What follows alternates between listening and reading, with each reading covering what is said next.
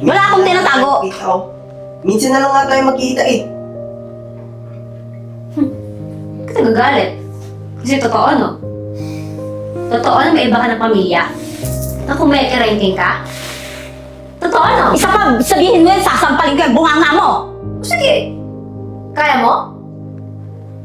Kung bastos ka, hindi kita panlalaki ng ganyan, ha? Para bastos-bastusin ako?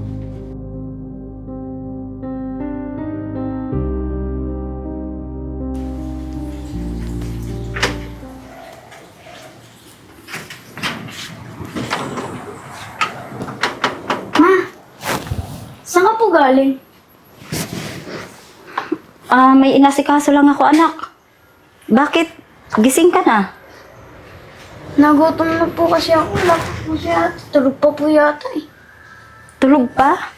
Opo, yata. Sige, teka lang. Pupunta ako ng kusina, tapos magluluto muna ako doon. Sige po. Masarap ba yung tulog mo kagabi? Opo. Umalis ako kagabi. Tulog ka na. Ba't ngayon ka lang po dumating? Meron nga lang akong inasikaso. Asan nga pala yung ate at kuya mo? Hindi pa po yata eh. Tulog pa sila? Teka, siguro nagpuyat na naman yun kagabi, ano? Hindi ko po alam eh. Naglaro ng cellphone. Pero, sige teka, magluluto muna ako ng pagkain. Para mamaya paggising nila, kakain na lang sila, ha? Sige po. O, dito ka lang muna, ha? Opo.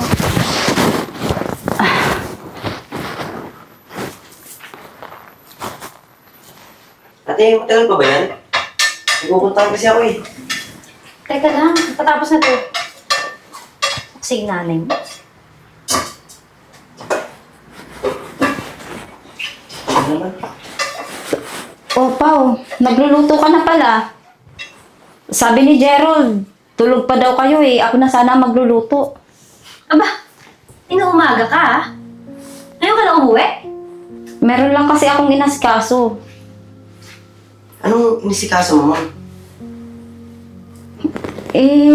Wala, hindi nyo maiintindihan. Yan tayo eh. Sus! Hindi maintindihan. Baka mamaya kung may ranking ka dyan, ha? Tss, tanda-tanda mo Ano na. ka ba? Kikirengking pa ba ako sa edad kong to? Aba, malay ko.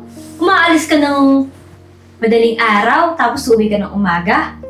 Anong trabaho yun? Anong ginagawa mo? Gabi ang duty ko. Duty saan? Ano bang kaya mong gawin? Kung may ranking. Hindi Ma'am, ka si Gerald, dinihintay ka tuwing gabi oh. Huwag ka na magsinungaling. Ano naman yung kaya mong gawin eh? Ay, wala ah. Wala pang isang taon nawawala si Papa? Nakahanap ka agad ng iba? Wala, stick. Siguro tama si Papa nun, no? Kaya lagi siya naiiwan dito. Mag-isa. Grabe ka. Ikaw, bastos yung bibig mo, ano? Ako pa. Ikaw, sumusobra ka na, ha? Hindi na tayo yung ginagawa mo. Hindi porke umaalis ako gabi-gabi, iba na yung iisipin mo. Ba't di saan ka nga pupunta, ma? Baka mamaya may pinupunta ng iba. May iba ka ng pamilya. Tama. May baka ng pamilya, no? Kayong dalawa, alam mo, ang dudumi ng utak ninyo. Paano hindi dudumi? Kada alis ko dito, wala ka. Pagbalik ko, wala ka pa rin. Anong klaseng trabaho? Anong klaseng ginagawa mo? May trabaho Kailangan sa ko bang utak. magpaalam sa mga gagawin ko? Bakit? May tinatago ka ba? Wala akong tinatago. Ikaw. Minsan na lang nga tayo magkita eh. Bakit nagagalit? Kasi totoo, no? Totoo na may iba ka ng pamilya? Na kung may ranking ka? Totoo, no? Isa pa, sabihin mo yan, sasampalin ko yung bunganga mo. Sige. Kaya mo? Kung bastos ka, hindi kita panlalaki ng ganyan, ha? Para bastos-bastusin ako? Isa pang marinig ko sa'yo yan. Alam mo ate, sa tingin ko may hindi magandang ginagawa si mama.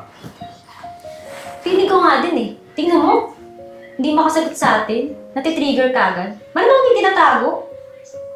Atik yan. Tingnan mo, gabi-gabi umaalis. Sa umaga wala. Alam ko yun kasi may trabaho siya sa umaga. Pero sa gabi, Ayun nga, hindi sinasabi. What if, manmanan mo siya? Sundan mo kaya? Huwag mo sabihin. Sundan mo. Tapos sabihin mo sa akin yung ginagawa niya. pwede ate. Bukas ang bangan mo. Tignan natin. Yung niluluto mo, Ay, masunog na yan. kasi, ano nang parang mo? Sige na, mag-aayos tayo doon.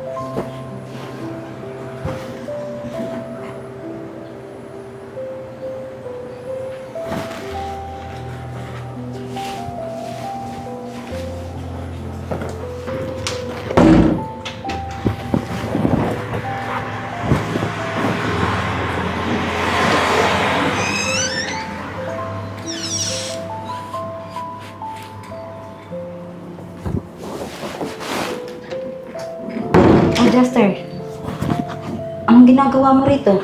Wala ma'am. Gusto ko lang makita kung anong ginagawa mo sa gabi. Sinundan lang kita. Talaga bang pinagdududahan nyo ng ate mo kung anong trabaho ko? Eh ma, akala kasi namin ni ate kung ano-ano pinagagawa mo. Tara sa bahay. Doon tayo mag-usap.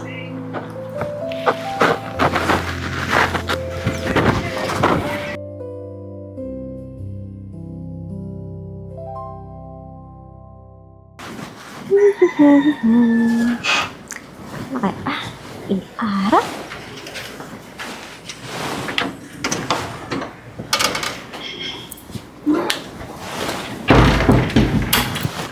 Ano to, Pao? Inutusan mo pa talaga yung kapatid mo para sundan ako? Ano? Nahuli mo ba?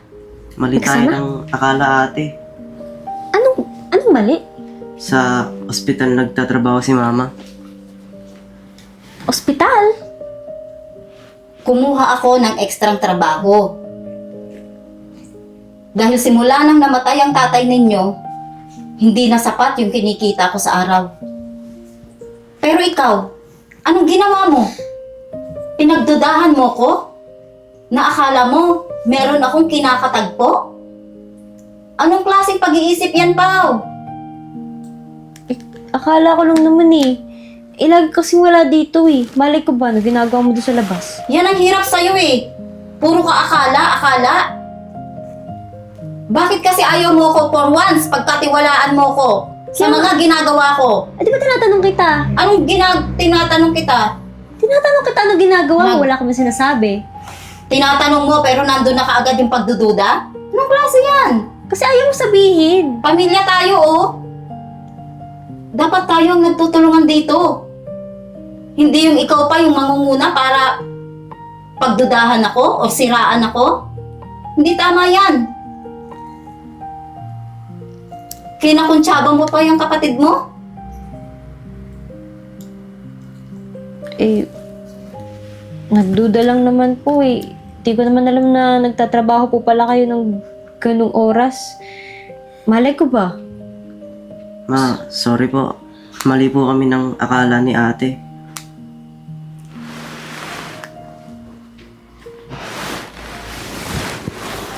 Buti na lang tong kapatid ninyo. Hindi nakikisali sa inyo. Nag-aantay lang siya palagi na kung anong pasalubong ko sa kanya. Eh ma, nakakapagduda yung umaalis ka sa gabi. Tas hindi mo pa sa amin sinasabi kung saan ka pumupunta. Kaya nga, pwede mo naman sabihin sa amin eh. Hindi hinahanap ka namin palagi dito kung nasan ka. Hindi ko na pinaalam sa inyo. Kasi ayoko mag-alala kayo. Ayokong iisipin nyo na baka magkasakit si mama. Hindi eh. Kaya ko ang sarili ko. Ginagawa ko yun para sa inyo. Para matustusan ng mga pangangailangan nyo. Eh, pasensya na ma. Nauna yung pagdududa namin na wala palang basihan. Sabi nga nila eh, inamamatay sa maling akala. Maling akala lang pala. Sorry. Sorry po ma. Oh, sige na. Wala na yon. Basta sa susunod, huwag niyo na akong pagdududahan. Dahil wala naman akong gagawing masama. Ha? Opo ma. Opo. O, halika na. Doon na tayo at magluluto ako. Para makakain man lang tayo. Sige po. Tumayo ka na dyan. At alam ko kanina ka pagutom. Kumukulo yung tiyan mo. Tayo. Ako na lang maghain ma. Oo, sige. Tara.